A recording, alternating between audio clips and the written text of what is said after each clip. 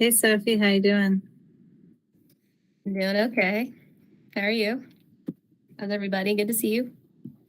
You too. Okay, folks, we are live. Okay, good afternoon, everyone. I would like to welcome you to the Sustainability Advisory Committee on Energy and the Environment meeting. My name is Tim Ormond, and I'm serving as chair. This is our February 21st, 2023 meeting. All committee members and staff are participating virtually. We are streaming live on our virtual engagement hub, which is accessible through the virtual engagement hub link on the front page of the city website and also linked on the committee page. We also have an option for the public to listen live by phone. The public had an opportunity to provide public comment via email or voicemail. Any comments submitted have been provided to committee members and will be linked in the meeting minutes. We also have an option for the public to provide live public comment over the phone through the phone number listed on the engagement hub, which is linked on the committee webpage. On today's agenda, there will be 2 opportunities to provide public comment at the beginning of the meeting and at the end of the meeting. Let's see. Please do not enter the speaker queue until the agenda item you are wishing to speak on has been called to the floor. For everybody out there with us today, welcome. I will now go through and introduce all the committee members who are participating virtually. Please make sure to mute your microphone if you are not speaking. When you have a question or would like to speak, use the raise the hand button or unmute your microphone. And then please remember to mute your phone after you're done speaking. Committee members, as I call your name, please say a quick hello. Kim Austin. Hello, everyone. Alicia Goldstein. Hello. Joel Osgood. Hello. Michael Totten. Hello, everybody. Ashley Case. Hello. Sophie Molinax. Hello. And lastly, our Vice Chair, Steve Barron. Hi. Chris Pellrine is not able to be with us today. And we have our staff participating from our Sustainability Office. Bridget Herring. Good afternoon. Kiara Boulon. Hi, everybody. And Nicole Broner. Hello, everyone. Great. Okay. To help our audience follow along, I'll state each section of the agenda aloud and do a vocal roll call for each vote. Additionally, I ask that committee members raise their hand to speak and I will call upon them. So we'll start with the agenda. The first item on our agenda is approval of the January meeting minutes. If anyone has any comments or changes, please let us know. And if not, we can have someone make a motion to approve the meeting minutes.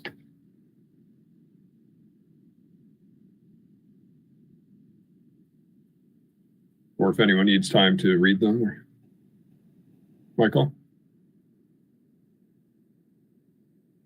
Oh, I think you're muted, Michael. Mute, Michael. I moved that we approve the minutes. Thank you. Do we have a second? Second. Thanks, Sophie. Okay. Meeting minutes are approved. And are there any public comments now at the beginning of the meeting?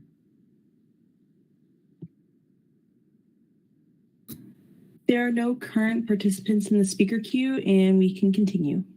All right. Thank you, Nicole. So for updates, we have exactly none to report, which takes us to old business in our main item today, which is the Municipal Climate Action Plan and SACE's recommendation on that. And so we'd like to start with Bridget giving an overview of the MCAP as it's known. Bridget mentioned she's prepared some slides and she'll give us an overview now. Thanks, Tim. I put together just a few slides. I thought maybe it would be a helpful reminder for the group, as well as for the new members who haven't been with us when this journey started, almost 2 years ago, I guess. So if we go to the next slide, I think the important things that I wanted to remind folks today is that this plan focuses on our municipal operations and that we still have significant opportunities within the core services that the city provides to impact climate adaptation and mitigation, which impacts not only the city as being a leader in this space, but also impacts our community and how we can thrive and survive in the face of a changing climate. We're also committed to sustainability and climate action. We've made some progress. We still have a ways to go. And with limited resources and a lot of other priorities beyond just sustainability to make our community a great place to live for everyone, it's important that we be strategic and implement these activities in some kind of a sequence. So again, the purpose here is the last comprehensive sustainability plan that the city of Asheville has undertaken was the 2009 Sustainability Management Plan. We wanted to take an opportunity to take a fresh look at where we were at, see all the additional resolutions that council's passed since then. For example, our food policy action plan, our 100% renewable energy goal, our climate emergency goal were all passed by council since that plan had been adopted, and really establish our roadmap for how to move forward. So if you go to the next slide, this is a flow chart of the process that we went through to get from beginning to end. So all the circles are outputs that came through the process, and then the arrows are all steps within the process. So if you go to the next slide, I wanted to take a moment to really highlight the areas where SACY engaged in this process. So you can see at the beginning when we took the existing plans and policies, new resolutions that had been passed by council, and SACY provided input to say, what are the things that we should be looking at and considering? That came up with our potential high list of what we called opportunities at the time. And then we had a list of prioritization factors that narrowed that down, which SACY provided. And then so we've come down here, we've come up with a draft. SACY members provided input on that draft plan. At the time, this committee was in transition. And then this green box is where we are today, as Tim mentioned at the top of this agenda item, is looking for a recommendation from this committee. It will go to Environment and Safety Committee next before it goes on to the full city council. If anybody has any questions at any point in time, please feel free to interrupt me if anything comes up. So moving on through the process, as I mentioned in the next slide, we took the previous plans, policies, council resolutions, input from the Sustainability Advisory Committee and staff to kind of make the laundry list of potential activities that we could look at, as well as best practices that the consultants provided from their work with other municipalities around the country. And we had a lot of things on the table. And again, we looked to the Sustainability Advisory Committee to determine what are the things that we should be measuring each of these activities against. And so those that were developed by the Climate Resilience Working Group at the time were impact, feasibility, and opportunities to advance equity. So once those were determined, our consultant went back and scored each of the activities that we had suggested, and that resulted in the 22 that are in the final plan. And I know you've seen the list of the final plan, but just wanted to make sure that you knew how we got to this point. So once we had our 22 activities, we started to think about how to categorize them. So if you go to the next slide, we grouped them really into 3 goals. So taking a step back and looking at what we had on the table, we really thought about how do we make the physical stuff that the city owns more efficient, more resilient, more sustainable. And so that's really like the physical things. So there's a mixture of, policy and whatnot in there, but it's about how we build and maintain the assets that the city owns. And then the second goal was really about decision making and how we reflect that sustainability is a priority and how we spend city resources and how we make decisions. And then the third one was thinking about how we are supporting our community to live a sustainable and resilient life with the assets that the city has available. So then each activity, if we go to the next slide, in the document is organized with these icons that you see on the left side of your screen. So we looked at each activity to look at what was something that was mitigating climate impacts or adapting to climate change, because this is the first time that the city has looked at really climate adaptation. When we had the Sustainability Management Plan in 2009, it was really looking at mitigation activities. So that was something we wanted to be able to add so that we could really look at how we're moving into this adaptive space. Then everything obviously has a description of what the recommended activities will look like in some way, shape, or form. The operational resources that are required to be able to implement it. And that includes both the departments that are available, as well as there's any resource gaps that have been identified that might prevent us from implementing. Some high level of funding estimates, and those will vary based on if there's planning activities, because then obviously once you plan, there's an implementation to a plan. So giving a range for what the implementation might look like and ongoing maintenance potentially. And then kind of that implementation timeframe, as I mentioned, we talked a lot about the sequencing of each activity and trying to prioritize things that need to happen today because they're going to take a really long time to get where we want to go, where some things maybe we need to wait until the market has a product that's better, for us to take advantage of in the future. So if we go to the next slide, I just wanted to provide, I'm going to go through these really quickly. This is the list of 22. Obviously, we're not going to sit here and talk about each one, but wanted to show you how they're organized in the goals. And if you notice, the bold type is activities that are ongoing. They've been happening. They're going to continue to happen. And things that have the asterisk next to them are things that have been identified as the short-term priorities that we want to get started implementing right away. So this is goal 1. The next slide, again, comes back to these policy choices. Not as long of a list, but definitely some very deep work here. And then in goal 3,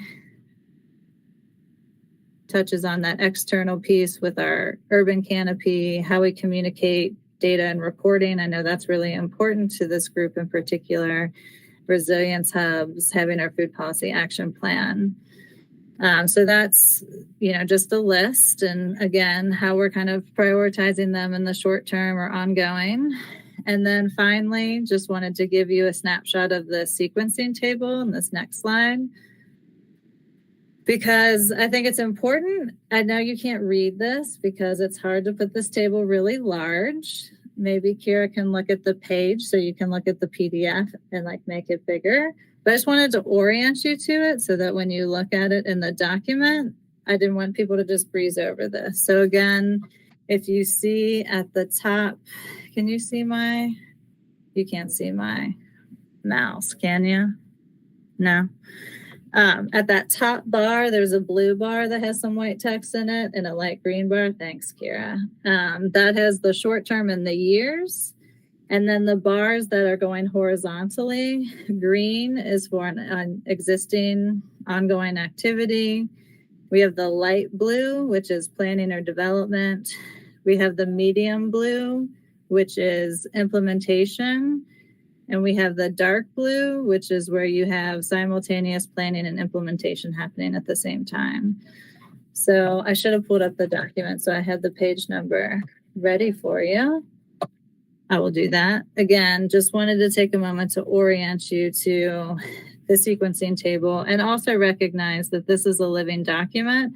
So as opportunities might come up, these priorities might shift, right? And we want to be able to be open to that. We wanted to put something in place to say, here is what we know today and how we want to try and move forward, but also recognizing that as opportunities shift, as things like the Inflation Reduction Act unfold, and we know that the landscape might change and there might be a different opportunity, that something else might need to be, shifted and prioritized. So that's really kind of an overview and a snapshot. And then I thought it would be better to have an opportunity for me to hear from you and to chat and see if you have any questions. And while you all are thinking about that, I'm going to find that page number.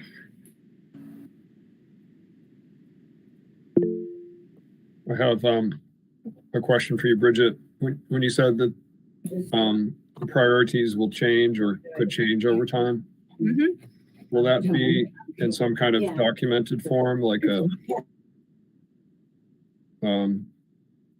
was hearing some feedback. Is that going to be, documented somewhere, or how are the changing priorities going to be, I guess, recorded? And is there like a living document that's going to be updated regularly? So a little too soon to tell. I think obviously we would report it out in terms of, the staff report, and then we would probably link it onto the webpage where we'll be maintaining kind of progress going forwards on this. But in terms of how we'll be able to update this document, we might have to add an appendix to it. I don't know. I haven't thought about how to lump it with this exact document, but definitely we could link it with the website in terms of those materials. Okay. Michael has his hand up. Yeah, I don't know if this is the right moment, but there was a concern that in the appendix with the 8 important but left off the 22 priority, the mention of microgrids. And from my work with the Critical Service Microgrid Group over the last several years, that is cost effective today to do, at least on the first responders like the fire department, police department. It can be financed out of the savings, and incorporating the storage requirements as well. So I wasn't sure how that was determined that it wasn't a top 22 priority, given its cost effectiveness. Is it something they weren't familiar with, or? So on that specific one, I would have to go back and look at my notes to see where we ended up with that. We did discuss this at the retreat, the SACE retreat, that's when we came with the list of the high impact activities and had that conversation. But I think potentially, depending on the sites that we had available with the impact to the goals and opportunity to advance equity, I would have to look back at my notes on that one specifically. Yeah, because it is an adaptation and mitigation, be able to respond in times of crises. And the other question was, I think it's number 13, I believe, out of the 22, it said, look into and implement automation for the buildings. It seems to me that goes back to the argument that if we don't have a full inventory of our asset base and all of the energy and water consuming devices, that it's difficult to get an accurate priority ranking of where your best opportunities are, and particularly where you have synergisms. Because there's the classic example in deep retrofits that if you put in more efficient motors, pumps, compressors, and fans, and the layout of the pipes, that you can reduce the cost of your HVAC equipment. So that synergism gets you greater savings at lower cost. And I'm wondering, that you mentioned that there are going going to be reprioritizations, but it would seem that would be like number one, even before the renewable investments, since a lot of renewable investments continue to be far more expensive than improving the efficiency of your assets. So building maintenance and expanding our policy to existing building renovations is included in this list. Right. I would just. Those are two so there's like 3 actions that touch on that in this document. Okay, let me get to my bottom and then I'll be quiet. There is a large spectrum between the minimal that you do to achieve those and the best practices. You can typically in a service company that comes in and does it, they get about 18% savings. Deep retrofit can get you 50% plus. So in terms of best practice adoption, how are we going to ensure that one is chosen over the other, given that they are both fit within the kind of overhead structure of look at this and try and do this?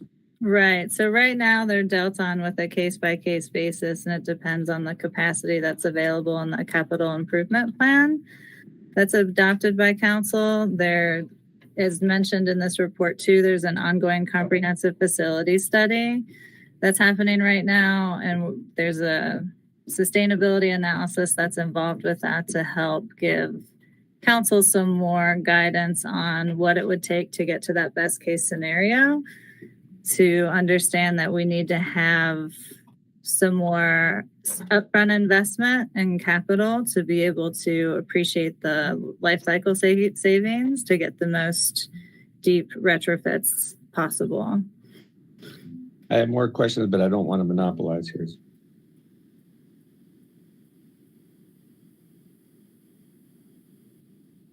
Okay. Alicia? So I kind of have a question, obviously coming into this late, and I appreciate there's a lot of actionable items, but kind of wanting to understand what thought was given to like policy decision and changes regarding land use and transportation, and trying to encourage in that respect in terms of code and where the zoning is. Is that something that was out of the scope, or was nixed from part of that? Because in terms of developing where development should happen in the city is a big part of where sustainability and flood prone areas. So I was just curious to know, was that considered, or is that outside the scope? That's outside the scope, and that was a heavy focus of the comprehensive plan. And so that's where a lot of those recommendations are living. Okay, I have a follow-up question also, but separately, is how do you feel like, or is there a way to incorporate this climate plan into regional climate initiatives such that, like everyone in the region, quantities of scale, or has there been any effort to maybe work with other partners for, a lot of climate resiliency is help when you have regional commitments? So I guess I would want to hear more, tell me more about what regional commitments look like. What I can say is that we try to collaborate with Buncombe County. We collaborate as part of a network of other municipalities that have sustainability directors, and we attempt to work together on collective action where we see those opportunities.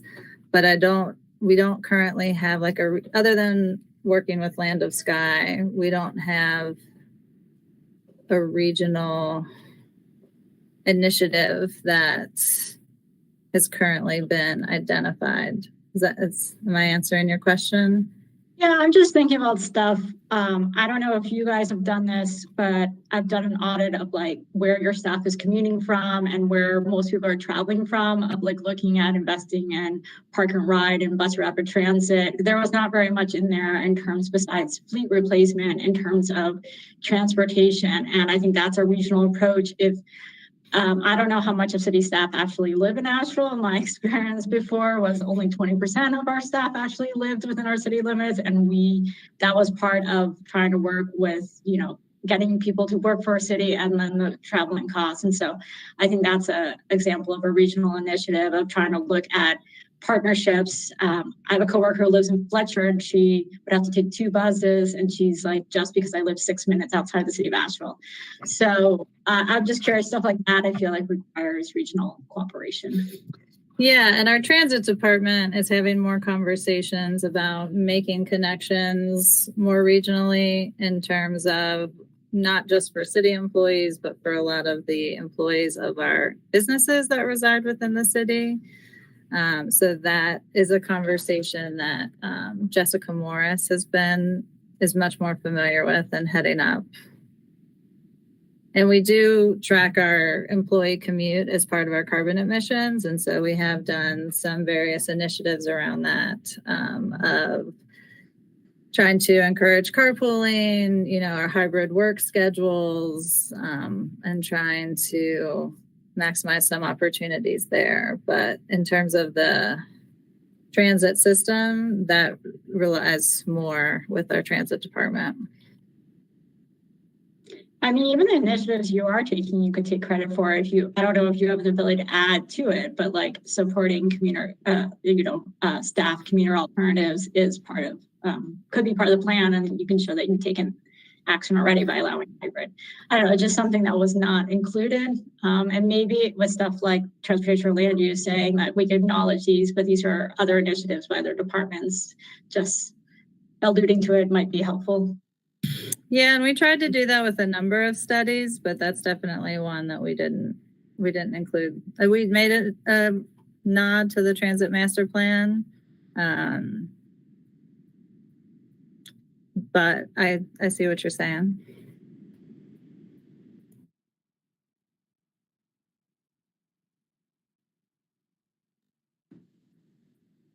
Right.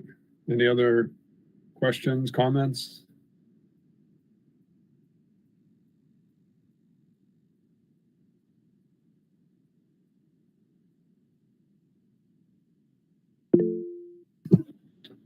Joel. I just wanted to make a comment that this document is robust. It's really well put together. I think overall I was just really impressed and thankful for all the work that the SAC did in the past and city staff. It's impressive. I spent a good 2 to 3 hours today trying to digest it all, but just super appreciative to be part of this discussion, and thank you all for all your efforts on this. Thanks, Joel.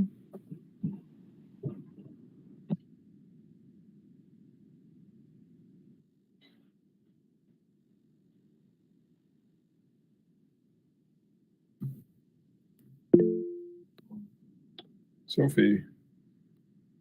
Yeah, I think it's great that it's going to be an evolving document. And I know that everybody is waiting with bated breath to see how the IRA incentives and rebates will unfold at the local level. So that's something I'm paying attention to really, really closely in my life and in my work. So I would be really interested in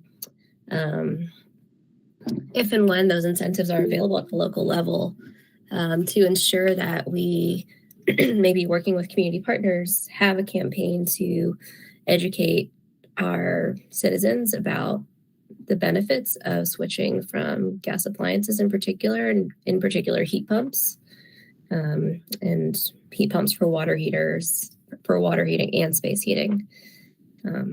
And I didn't see much about that in there. I just saw electrification and other proposed activities. And of course, this is a rapidly developing national scene. I agree that the IRA is an unfolding situation. And so we're trying to keep tabs on that and take advantage of those opportunities when we can. Of course, you're familiar that the community-based partner we work with to get this out is the Green Built Alliance, and that we are issuing another RFP with the county for services around that, and have plans to include getting that information out into the community in that scope of work. Awesome. Thank you. Michael? Yeah, just building on Sophie. Another area is there the ability of Asheville City to take advantage of outside funding where they provide all the upfront capital and take the money out of the savings, or is that prohibited currently by law? You're talking about from what kind of entity? Well, for example, in the telematics with the vehicles moving to an electrification fleet, that could be third-party financed in the purchase of the new vehicles, or in the case of the buildings, installing a digital twin that provides real-time monitoring of performance of the buildings so you can identify the savings. That can be third-party financed and many of the improvements, or even in, as Sophie says, the benign electrification, beneficial electrification, which was listed under the Appendix B as additional one of the 8 as a valuable opportunity. That there's third-party financing for those types of things as well. So that seems to be a showstopper. So much of the time is can't get it in the budget, or it's not affordable to most households. So I was just wondering how the financing side of things is being fleshed out so that, particularly as this plan gets interpreted by each department, they don't feel like they are immediately hit a wall that kind of short circuits a lot of these opportunities. So when it comes to third-party financing, it gets really, as I'm sure you're aware, pretty tricky with our statutory abilities. So like performance contracting is pretty heavily regulated. There's a really specific prescriptive way that you can go about that that's managed by the Department of Environmental Quality. I'm trying to think of other, in like third-party solar leasing, obviously, like that's been a recent shakeup, an opportunity that's been available through statute from House Bill 589. So I think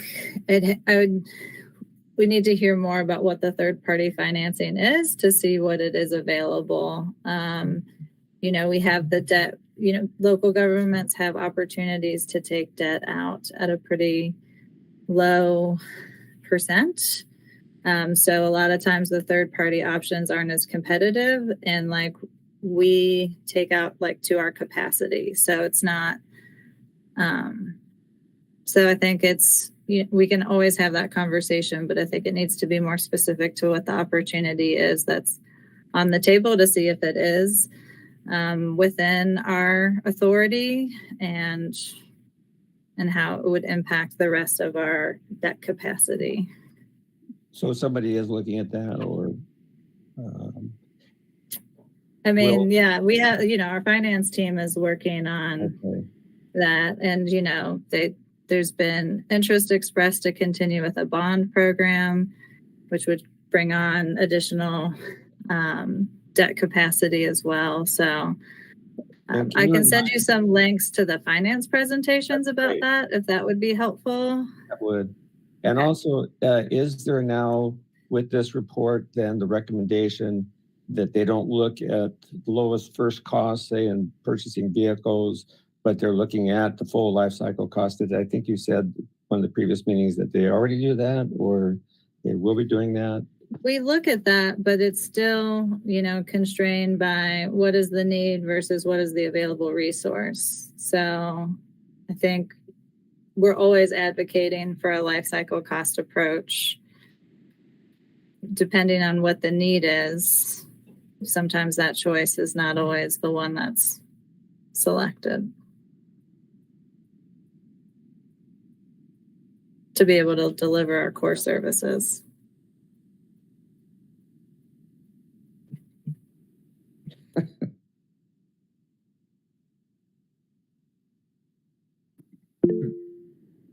Go for it, Michael. All right. Please, anybody interrupt me if I'm taking somebody else's time because I'm asking a lot of questions. I don't mean to take anybody else's time up. There wasn't much in the report about storage being particularly connected with any of the renewable opportunities, or did I mistakenly miss that discussion in the report? But that goes to the importance of what storage size charging stations in what locations that are going to be most useful are located. Did they have a section on that, or did I miss it? We didn't have a section on that. Mm-mm. And then the other question, which goes to a forestry recommendation, is that apparently the state recommended hole size that you dig for a tree. And I think it's in cubic feet or cubic meters. I don't have the numbers right in front of me. And I think Asheville has just taken the state number, maybe wrong on that. But it's turned out that hole size does not guarantee the longevity of the tree. In fact, it may only guarantee 10 years out. And the economic benefits and carbon value for a tree typically start emerging around 15 years plus. So I just want to make sure that we communicate or work with the forestry committee so that the adoption recognizes that the North Carolina level, recommended level, is half the amount or less that if you want to ensure that carbon is retained for a long period of time. And I can send documents and references on this that I think is a pretty important thing, though. Yeah, if you want to share that documentation with me, I'm happy to share that with Vadilla, who is the staff in our planning department that's working on the landscaping code updates that surround that area.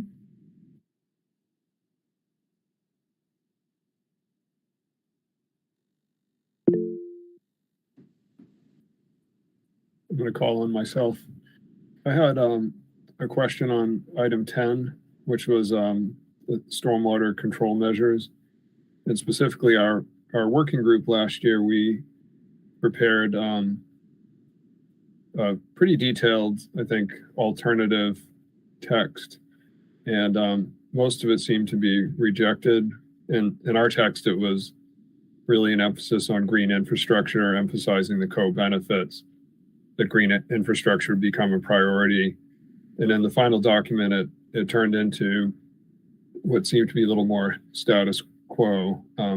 There was some acknowledgement given to green infrastructure, but so I guess my general question is, since there was no direct dialogue and our suggestions weren't incorporated, but we weren't given an explanation, is there going to be a process down the road to try to maybe inform and modify if we can, demonstrate the benefits of what we were trying to say? Or is it basically case closed now? The way I look at it is that it's not case closed. I think the way that I look at it is that we need a solid stormwater infrastructure that's properly maintained to have the green infrastructure that also needs maintenance, and we need to build that plan in together. So I wanted to make sure that we're recognizing that there's two pieces to that. There's the gray and the green, and that we need to build the infrastructure to get where we want to go. And not, because I think a big part of the stormwater, and I'm hoping that your working group is going to help advance some of this work in the next year, but is like, we need to bring the level of awareness up in our community about what this system does that is kind of camouflaged in our community, to get people to value it and to want to prioritize it. So in my opinion, I don't think the door is closed. But again, wanted to take all the advice that we could and also balance that with what staff and our subject matter experts in-house are also seeing to make sure that they felt like they were seen in this plan as well. Okay.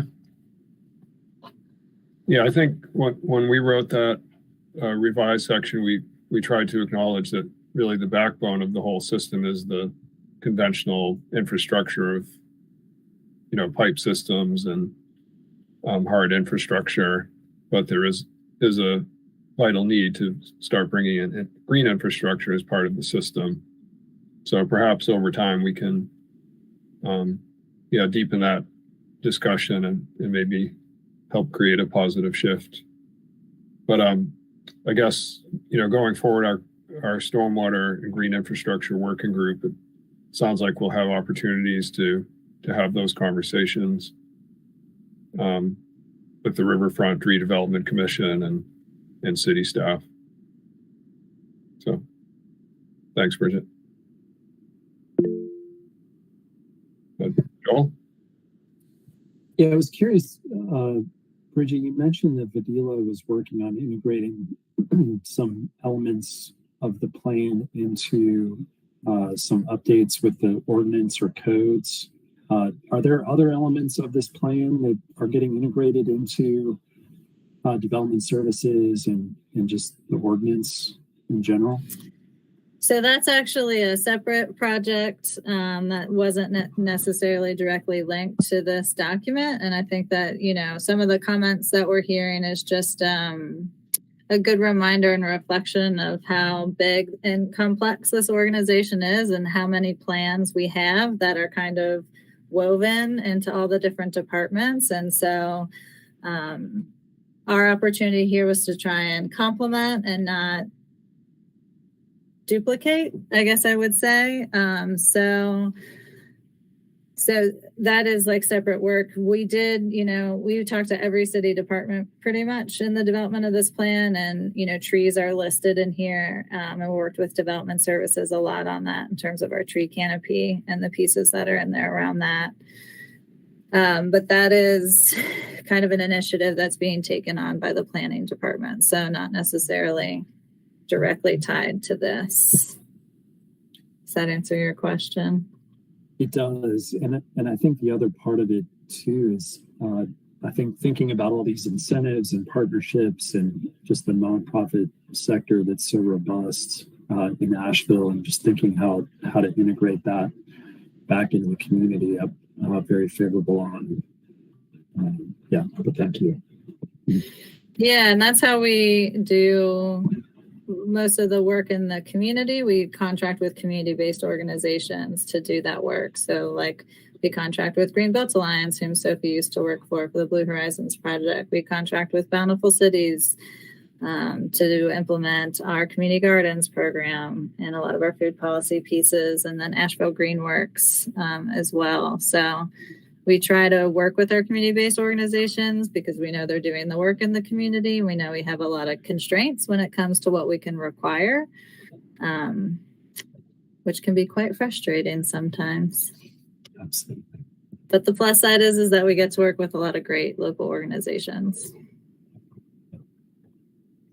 Excellent. Thank you. Okay, Alicia. Yeah, I have two comments. One, I was really happy to see the community resilience hubs. I think that's really important, and there's a lot of ideas, I think, to flesh it out as you move forward, especially when the water outages or, hot heat summer days. I think those are very important, and so I was really excited to see that in there.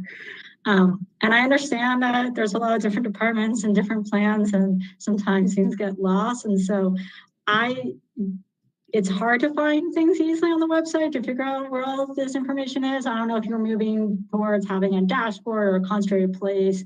I keep referring back to that, but there are certain things like and I don't know if you can answer this, is there any ideas or about looking into the community rating system and looking to see if we'll be able to reduce flood insurance for employees? The last time I can find that Asheville worked on that was 2014. And I don't know if that's part of one of the initiatives the stormwater department has to look at. It's a voluntary program to FEMA in order to reduce flood insurance. I don't know if that's something that they're tackling or not, or something that's been considered, but just a suggestion. Yeah, I would want to get back to you with more specifics. I know that our folks, we've talked about that program quite a bit. I would want to connect you with Nancy Watford, who probably has the most up-to-date information on that, though, before I get too far down a path that I'm not as familiar with, but can absolutely connect you on that. Okay, thank you. Welcome, Maggie Ullman, Councilwoman.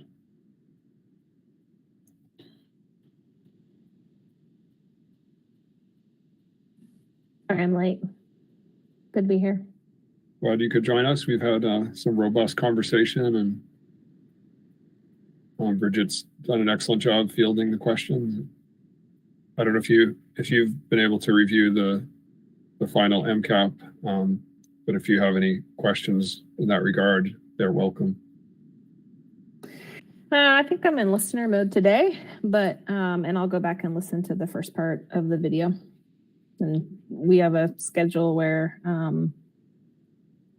this will be coming to the Environment and Safety Committee twice before it goes to council. So I'll be able to talk to a lot of community members while doing my deep homework and, of course, listening to this group. So yeah, today's listening mode. But happy, honestly, if there's anyone who really wants to go one-on-one in depth on this, happy to go for a walk, coffee, or beer. Great.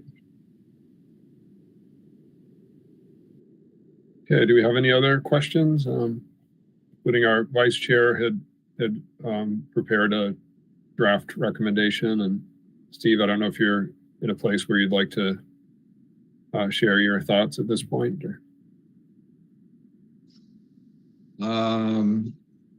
Well, I guess I'd say in general that I concur with most of the discussion that this is a much needed update that incorporates some of the newer city policies. And it's clear that a lot of work and a lot of coordination has gone into this effort. And Bridget has been at the center of this maelstrom. So thank you for that. I had made a couple suggestions along with urging that we vote to recommend adoption. One of them, I think, after I spoke with Bridget yesterday, seems like not a good idea. That's it really was based on my misunderstanding of the process. That was my suggestion, that maybe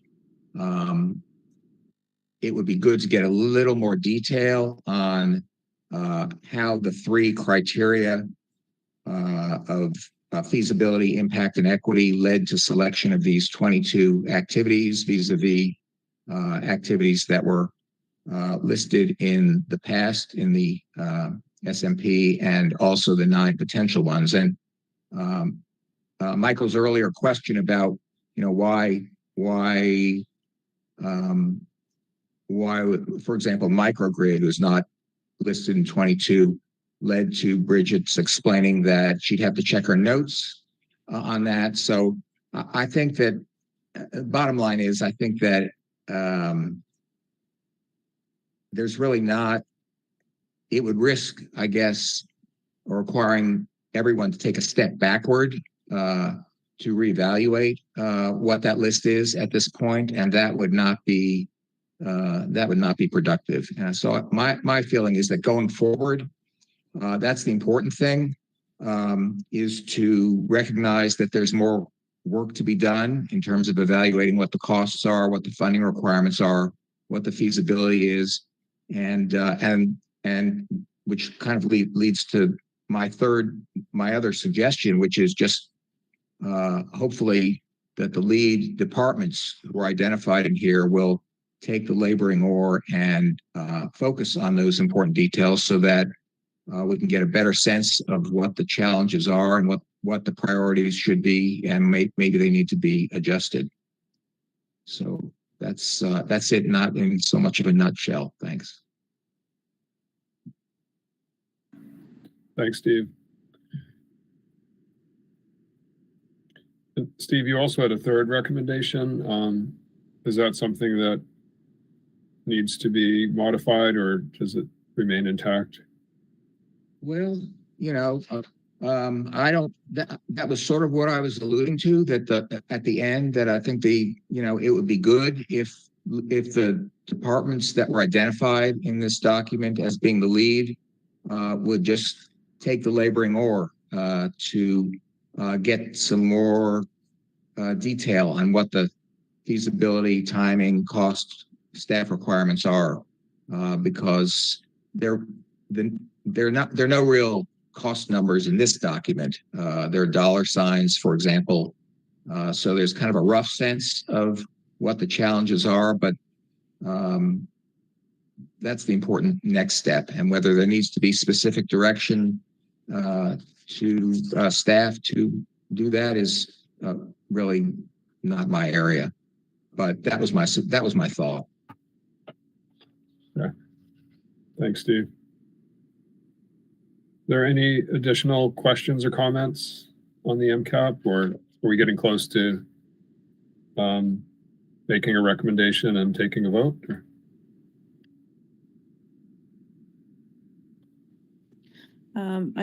I'll just pipe in real quick. I did want to thank everyone for their hard work on this. It has been quite a process, and I was very impressed at the end and the report that was put together. I thought you did.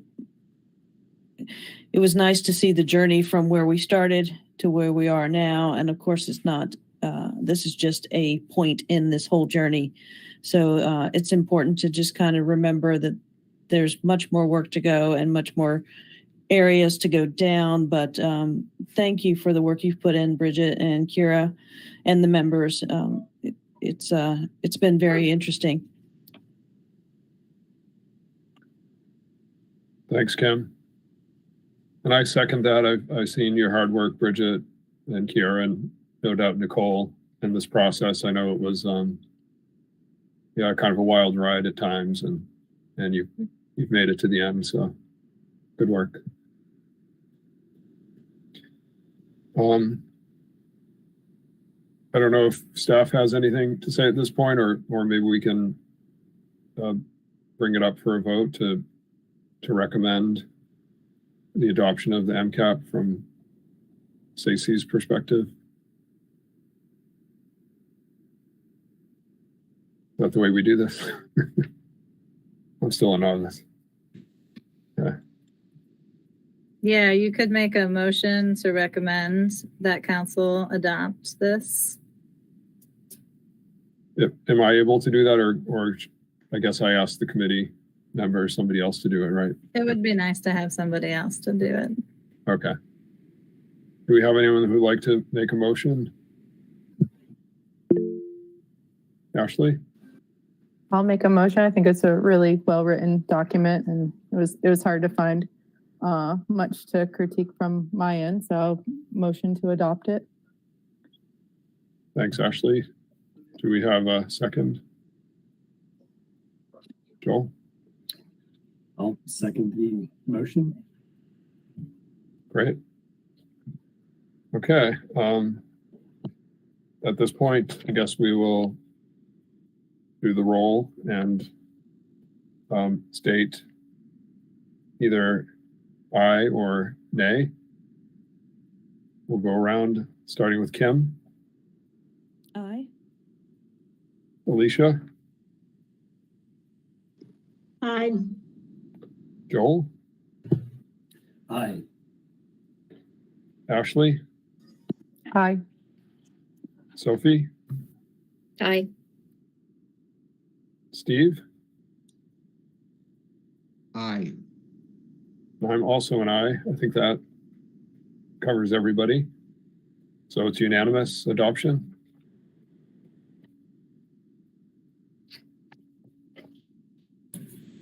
Thanks, everybody, and a big shout out to the Climate Working Group, Resilience Working Group, which I think Tim and Kim are the last standing on that one. Put a lot of work into this, as well as Steve Barron. I really appreciate you all reading the document and providing some good feedback. Thank you. Okay. For new business, we have none. And that will take us to our last item, which is public comment. Are there any public comments?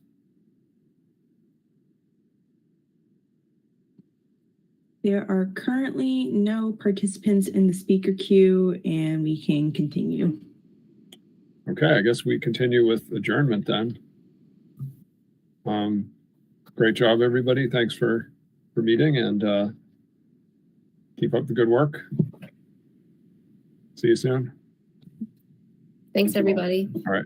Bye-bye. Thank you.